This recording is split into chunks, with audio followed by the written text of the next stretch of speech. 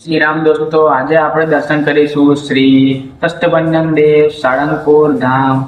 હનુમાનજી દાદાના ગર્ભગૃહમાં જે મૂર્તિ આવેલી છે તેમની આરતી કઈ રીતે થાય છે અને તેના દર્શન